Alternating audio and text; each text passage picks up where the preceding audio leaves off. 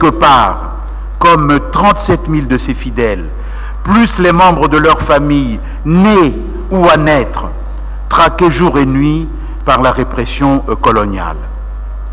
Le prophète emprisonné, son message de subversion et de salut continue à travailler en profondeur la société congolaise. Et le monde entier se passionne pour sa cause. Les églises chrétiennes établies se disputent à son sujet. Quelques-unes s'enferment dans un silence embarrassé, d'autres parlent en sa faveur.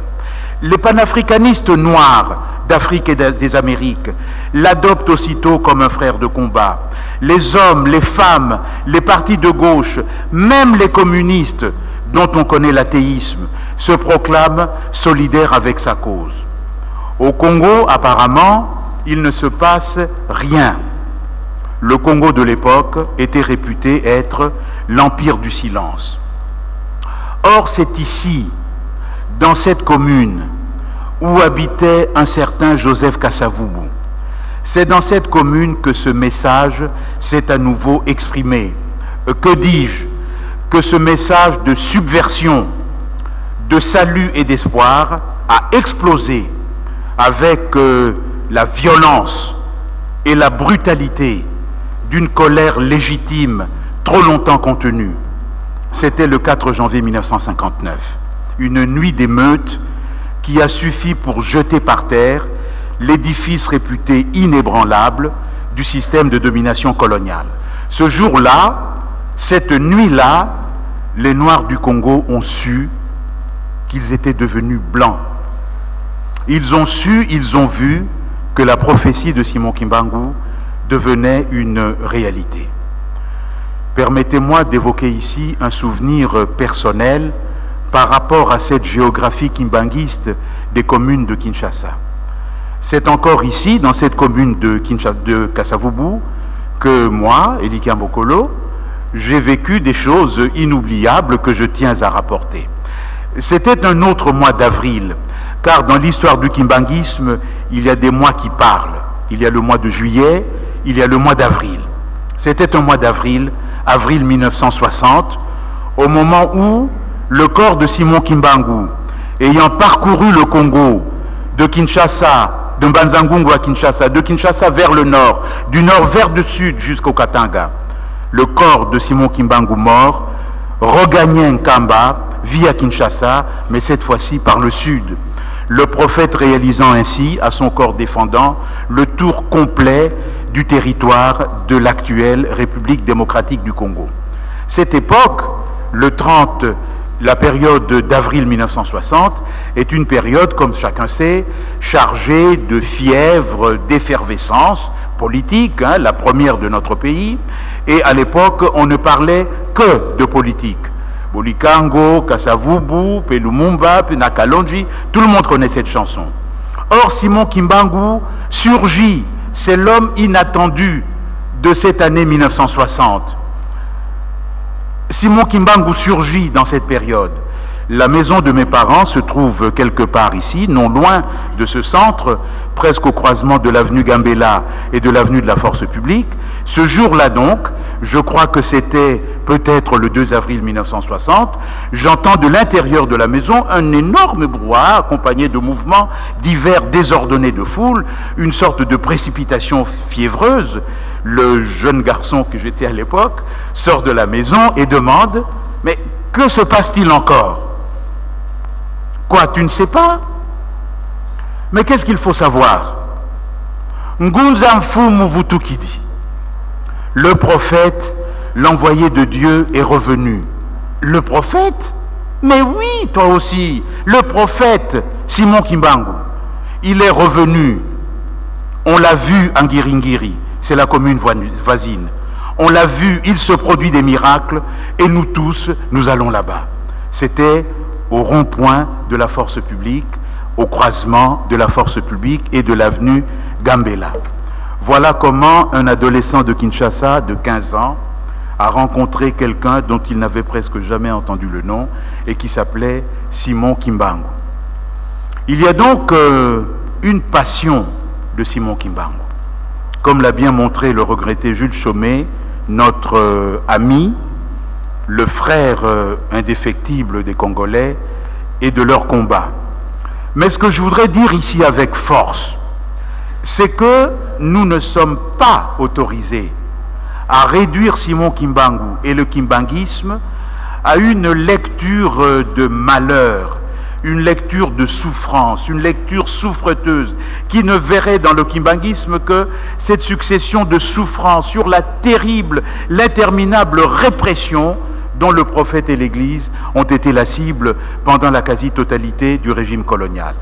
Toutes les sources, et en particulier les sources intérieures au mouvement kimbanguiste, toutes ces sources que nous pouvons aujourd'hui lire avec nos yeux débarrassés des préjugés des années 1920 et des années 1930, toutes ces sources nous obligent à une lecture différente. De fait, le combat de Simon Kimbangu est un combat victorieux.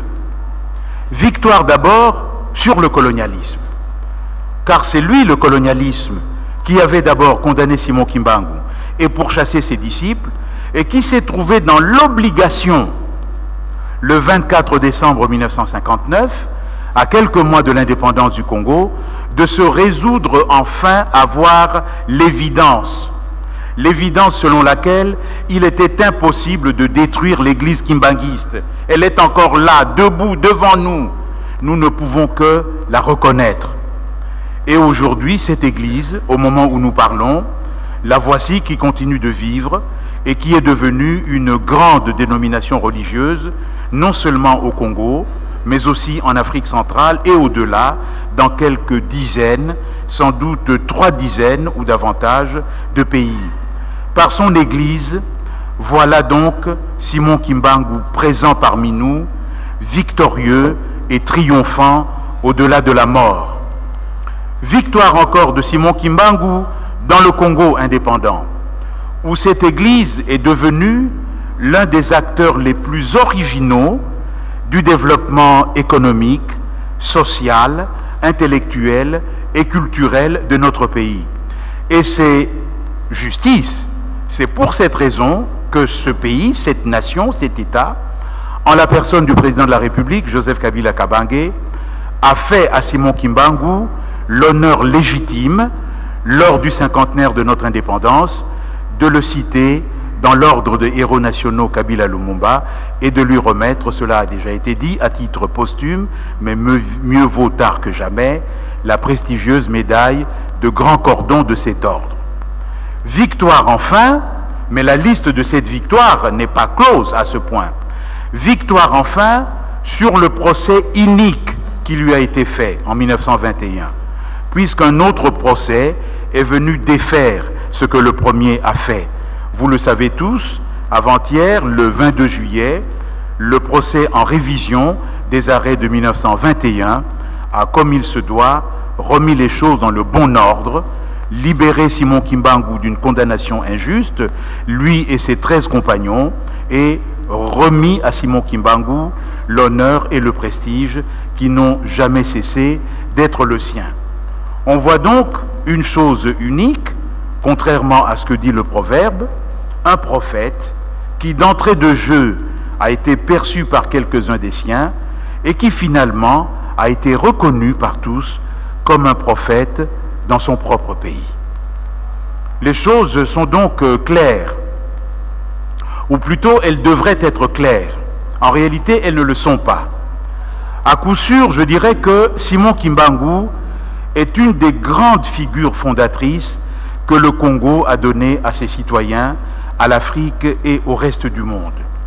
Ces figures fondatrices du Congo ont des traits particuliers que nous devons savoir. Elles apparaissent toujours comme des météores.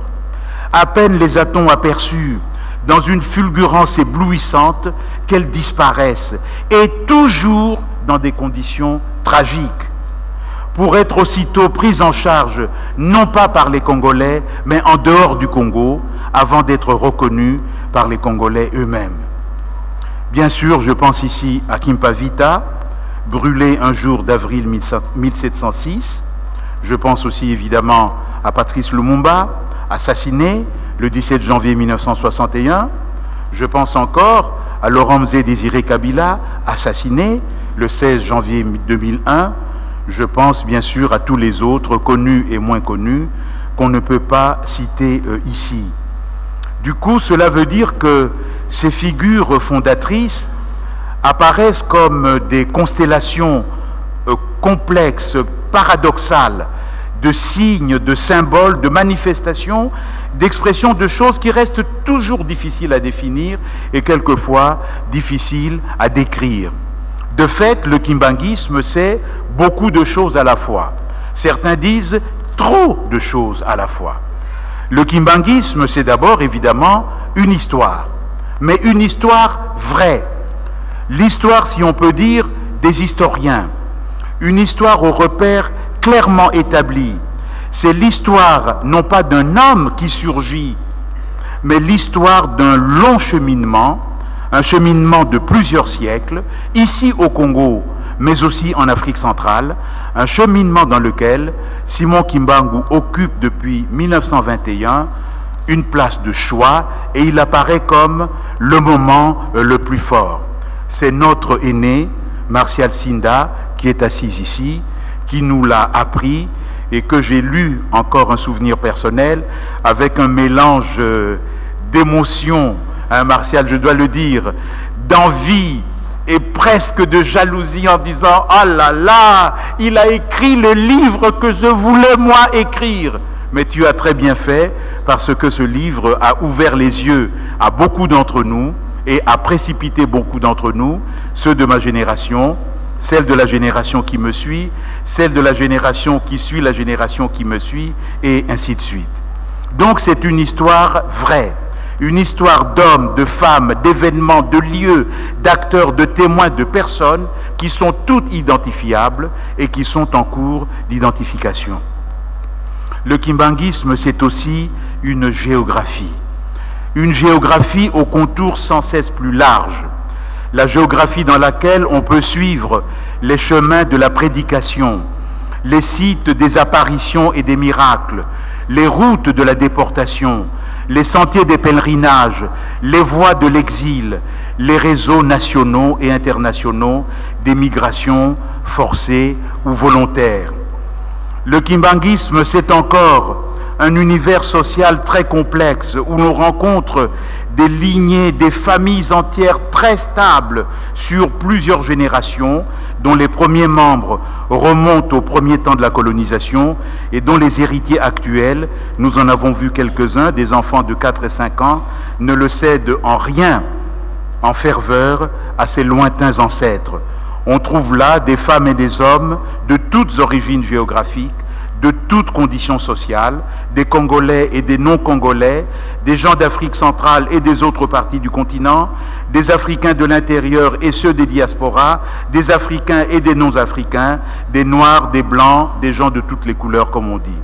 Cette sociologie mérite évidemment étude et a commencé à être bien étudiée.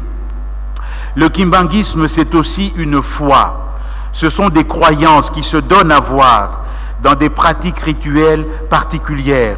Et ces pratiques, à leur tour, sont adossées, et c'est un point important, à une créativité artistique qui est unanimement admirée en Afrique centrale et à travers le monde, et qui s'exprime au long d'une série de cantiques sans cesse renouvelés depuis près de 100 ans, au long d'ensembles musicaux, de compositeurs, d'instrumentistes, de chefs d'orchestre, d'artistes et virtuoses individuels, parmi lesquels Simon Kimbangu lui-même, le premier flûtiste de son église, et parmi lesquels le non moins expert dans l'art de la flûte qu'est l'actuel chef spirituel, son éminence Simon Kimbangu Kiangani. Une tradition spirituelle, une tradition artistique, attestée donc depuis les commencements jusqu'aujourd'hui. Et comment ne pas parler de cette triptyque devenue justement fameuse, qui habite aujourd'hui chacun des kimbanguistes et qui porte avec elle une vision accompagnée de pratiques concrètes dans des champs aussi divers que l'économie, la vie en société et bien sûr la vie politique. La triptyque, Bolingo, Mibeko, Misala. Bolingo, l'amour, qui veut dire aussi la solidarité et la fraternité. Mibeko, les lois, je dirais simplement la loi au singulier, à condition, bien sûr, et ce fut là le sens du combat de Simon Kimbangu, à condition que ce soit des lois justes. Misala, les travaux, parce que le travail, c'est lui le travail qui dignifie l'homme, c'est lui le travail qui vient à bout de tout. Le kimbanguisme, ce sont aussi évidemment des principes, des valeurs individuelles et collectives. Ce n'est pas une de ces morales abstraites, faites d'obligations et de recommandations très rapidement violées par les fidèles et les prédicateurs eux-mêmes, comme nous en voyons beaucoup d'exemples ici à Kinshasa. C'est au contraire une sorte de philosophie, un mode d'être, un genre de vie, une prise en charge de soi et des autres, avec cette manière d'être qui se lie jusque dans la façon, vous le verrez, vous regardez-le, à cette façon qu'ont les kimbanguistes de porter leur corps. Cette espèce de sobriété, de rigueur, de sévérité, voire de rigidité, associée néanmoins à un évident souci d'élégance, lié à ces deux couleurs, vert et blanc, et associé à cette souriante disponibilité que nous avons tous pu mesurer aujourd'hui en début d'après-midi.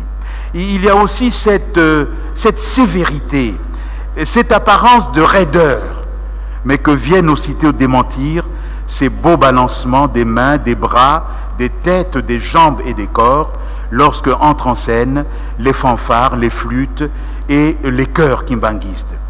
Avec cela, la discipline, une discipline rigoureuse, l'efficacité des réseaux, le rendement du bouche à oreille, et cette espèce de vigilance et d'éveil permanent, ce devoir scrupuleux d'obéissance,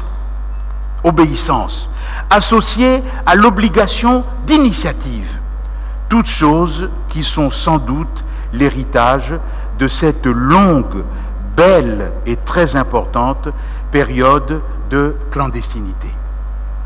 Sorti de la clandestinité, le kimbanguisme est devenu une institution, un ensemble d'appareils, avec ce que cela suppose comme hiérarchie, agencement de type pyramidal, doublement, chevauchement de compétences, et bien sûr, toute institution entraîne en son sein et avec elle une série attendue et imprévisible de contradictions, de différends, de conflits qui, quelquefois, peuvent devenir antagonistes, prendre la forme d'une crise plus ou moins durable et que nous aurions peut-être tort de considérer comme autre chose qu'une blessure passagère. Il y a aussi, bien sûr, non pas dans le kimbanguisme, mais à côté de lui, autour de lui, les on-dit. À Kinshasa, on dit « biloba-loba ». Les rumeurs, beaucoup de rumeurs, trop de rumeurs, certaines élogieuses, d'autres chargées d'ignorance, de calcul, de crainte, et d'autres encore très clairement héritées des longues campagnes de diffamation et de diabolisation de l'époque coloniale. Tout cela, évidemment, fait beaucoup de choses, et je n'ai pas parlé des questions de théologie, car les savants réunis ici ne sont pas des théologiens. Et en matière de théologie, nous sommes tous totalement incompétents. Mais tout le reste qui relève du champ des humanités et des sciences sociales, tout le reste fait quand même beaucoup de choses. Après Simon Kimbangu, qui l'a dit, et on l'a répété tout à l'heure, son successeur, son éminence Joseph Diangenda Kuntima, Joseph Diangenda Kuntima, a bien vu ce danger et mesuré le risque que comportent ces opinions diverses, ces simples opinions, ces idées reçues, ces conversations de bistrot et de bar, colportées à longueur d'année et qui prétendent se donner les couleurs de la vérité. C'est lui, son éminence Diangenda, qui a dit « Un jour viendront ici des gens qui ne sont pas des nôtres, qui ne sont pas des kimbanguistes, qui ne sont pas encore des kimbanguistes. Ce sont des femmes et des hommes de savoir. Ce sont des spécialistes, des savants, Batwa Mayele, comme on dit en Lingala. Ils viendront ici libres, avec leur savoir et leurs compétences, pour rétablir l'honneur de Simon Kimbangu. Ils viendront ici pour établir de la manière la plus claire et la plus irréfutable ce que Simon Kimbangu a voulu, ce qu'il a dit, ce qu'il a fait, ce qu'est son Église, ce que furent et ce que sont ses compagnons, ses fidèles, ce qu'ils font, ce qu'ils veulent et ce qu'ils peuvent faire pour ces pays. Un jour viendra, mais vous savez que les prophètes et les maîtres de la spiritualité ont une manière de compter le temps qui n'est pas la nôtre, nous qui sommes le commun des mortels. Ce jour annoncé par son éminence Joseph Diangenda Kuntima, c'est aujourd'hui. Mais la veille de ce jour fameux aurait dû être hier. Ce n'était pas hier. C'était il y a 1 an et demi, le 24 décembre 2009. Ce jour-là, lors de la commémoration du cinquantenaire de la reconnaissance officielle de l'Église kimbanguiste par le pouvoir colonial, nous avons été conviés ici, dans cet amphithéâtre Marie Mouilou, par le chef spirituel et représentant légal de l'Église kimbanguiste, son éminence Simon Kimbangu Kiangani, qui est ici. Nous nous sommes trouvés ici, sur ce podium, une pléiade de chercheurs, spécialistes, professeurs, enseignants et savants congolais. Et nous avons découvert, à notre très grand étonnement, cette chose extraordinaire et inattendue. C'est que chacun d'entre nous campait dans son domaine de compétence. Chacun d'entre nous, sans que nous nous soyons concertés, chacun d'entre nous avait quelque chose de singulier, d'important et d'original à dire sur Simon Kimbangu et sur le kimbanguisme. Tout le monde, donc, a quelque chose à dire sur Simon Kimbangu et sur l'Église kimbanguiste. Les observations et les questions du public, aussi nombreux qu'aujourd'hui, ont commencé à fuser, et son éminence s'est levée pour dire « Arrêtez le débat, arrêtons le débat ». Et s'adressant à nous, il nous dit « Voulez-vous revenir ici dans un temps proche, avec vos collègues de par le monde, revenir ici pour dire et établir de la manière la plus claire, la plus irréfutable, ce que Simon Kimbangu a dit et a fait, ce qu'est l'Église kimbanguiste, ce que sont les kimbanguistes, dire ce qui est connu, mais aussi ce qui n'est pas connu, dire ce qui est accepté, mais aussi ce qui est sujet à controverse, dire encore ce qu'il faut faire pour en connaître davantage. Venez le dire avec les certitudes de vos techniques et de vos compétences. Nous ne vous demandons rien. Venez le dire avec l'audace de vos théories, avec l'entière liberté d'esprit qui est la vôtre, avec l'aiguillon de vos interrogations et de vos questionnements. Nous savons que vous pouvez le faire. Venez, nous avons besoin de vous. Je demande ici à tous les hommes de science, à toutes les femmes de savoir qui sont ici, quel est celui ou celle d'entre vous qui refuserait de relever un tel défi. Nous avons donc pris sur nous de relever ce défi. Mais je parlais de rumeurs. Que n'avons-nous pas entendu? En particulier, le secrétaire exécutif de ce comité, le professeur Sabaki Nukivilu qui est là. Que n'avons-nous pas entendu? Quelqu'un est venu me dire, mais Elikia, je ne savais pas que tu étais Mukongo. Je le regarde, mais oui, tu es Mukongo, non? Sinon, qu'est-ce que tu as à voir avec Simon Kimbangu? Un autre vient nous dire, à lui et à moi, qu'est-ce que j'apprends? Mais vous êtes cachotiers tous les deux. Vous ne nous avez pas dit que vous êtes devenus kimbanguistes. Mais oui, vous êtes devenus kimbanguistes. Tout ce tapage que vous faites depuis quelque temps sur Simon Kimbangu, c'est pourquoi? À cause de vous deux. On n'entend plus que parler de Simon Kimbangu. Simon Kimbangu par-ci, Simon Kimbangu par-là. À la radio, à la télévision, il n'y en a plus que pour lui. C'est vous qui vous occupez de cette conférence Simon Kimbangu. Évidemment, vous êtes kimbanguiste. Un autre encore, mais vous deux là, vous vous croyez malin? Et est-ce que vous savez seulement où vous avez mis les pieds? Est-ce que vous savez dans quel engrenage vous avez mis les doigts? Ces gens-là, vous ne les connaissez pas, les kimbanguistes. Mais vous allez voir, votre comité machin truc là, vous tous, bientôt vous serez des kimbanguistes, habillés en vert et blanc.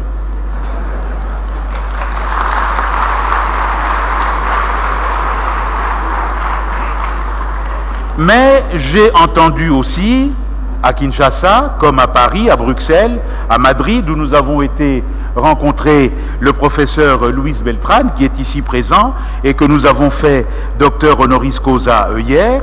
J'ai entendu à Ouagadougou, à Salvador de Bahia, des gens, des tatas, des mamas, des jeunes, des vieux, toutes sortes de personnes, me dire « Papa, merci, merci Mingi, vous ne me connaissez pas, mais moi je vous connais.